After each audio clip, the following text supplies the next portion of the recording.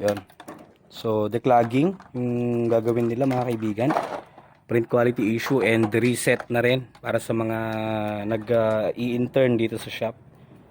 So, pasensya na rin ha, naibusan kami ng tawag doon, gloves. Careful sa flex cable iho, mabimbinat mo. So, Epson L120 to.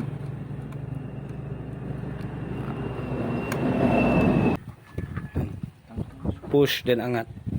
Hindi, nakalock siya. So, merong tatlong screws pa doon. Kailangan i-remove. Ano yung nyo? Ang yung gagawin nyo? Kaya lang.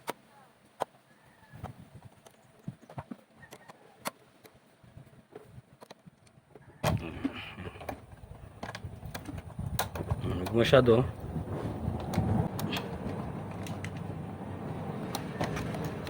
Yan. Yan. So, de-declag na nila. Dito na lang iho, dito na lang. O, lagyan nyo muna ng tape yan. Basta wag babasahin to.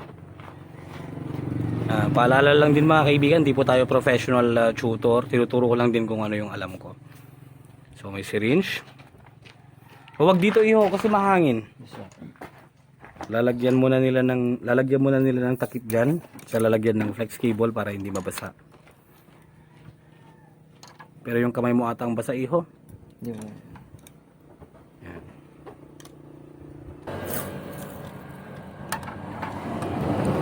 Yung plate.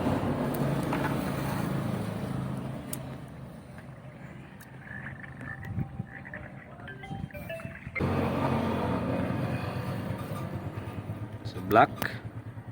So maligamgam na tubig na yung gamit nila mga kaibigan.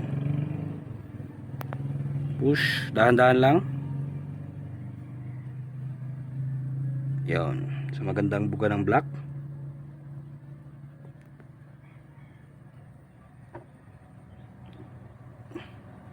Punas, cotton, kuha ka ng cotton.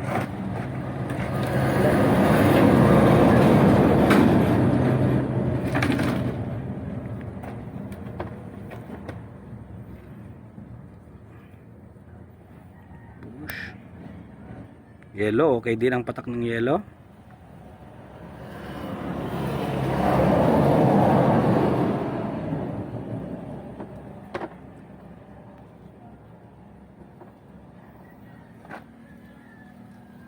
Magenta. Okay din ang magenta.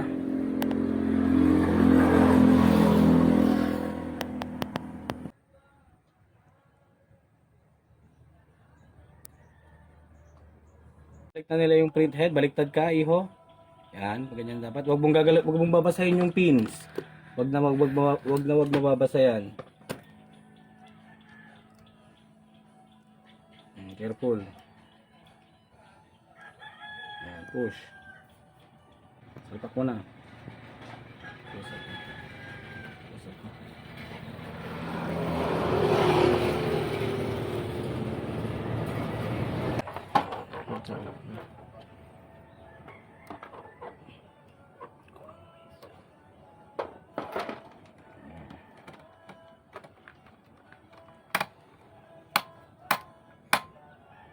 Huwag nang pilitin kung ayaw. Saktong diin lang yan mga kaibigan ha. Ayan.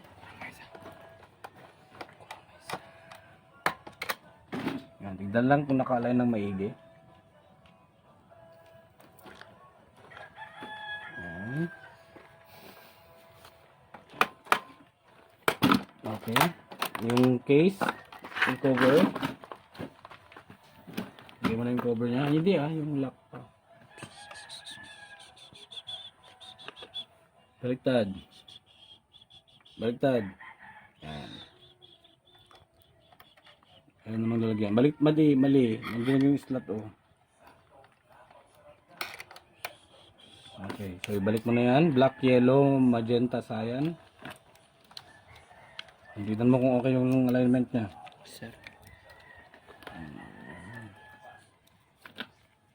Dito sa black. Yellow. Magenta. Punasan nyo to.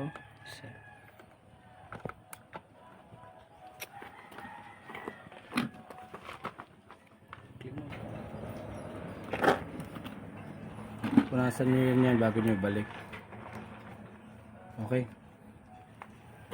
Ayan. Dito. Yung lock. Lagyan mo na.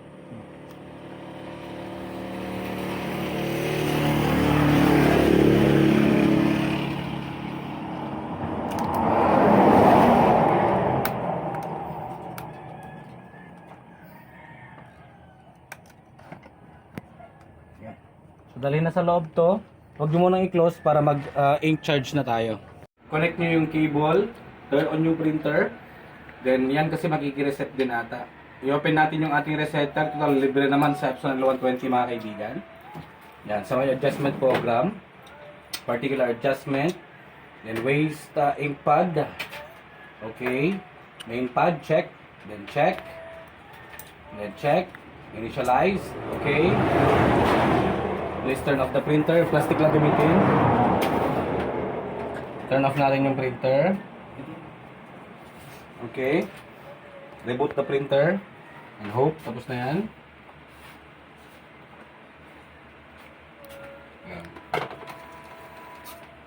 Yan. So, na-reset na rin siya. And ngayon, since nag-declag tayo mga kaibigan,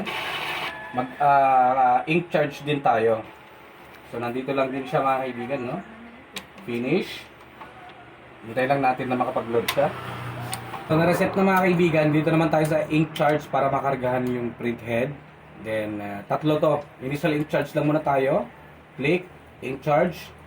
Then, hintayin natin to na matapos mga kaibigan. Reboot the printer. Piliin natin ang initial ink charge. Meron tatlong options kasi dito. Head ink charge, shipping liquid charge, at initial ink charge. This will take some time mga kaibigan. Hintayin lang natin na matapos. Ink charge. Then, okay. Yan. Okay.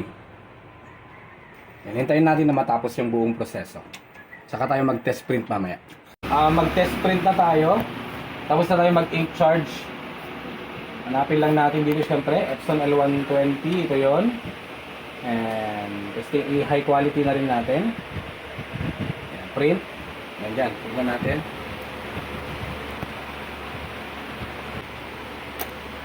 Sana meron na. I think sa yellow tayo magkaka-problem. Pero okay sa yellow kanina. Alright. So, problema rin ni teacher dito, makiki-reset. Tapos nang ma-reset, then yung kulay. Wala siyang may palabas na kulay. O mayroon siyang problem sa print quality issue.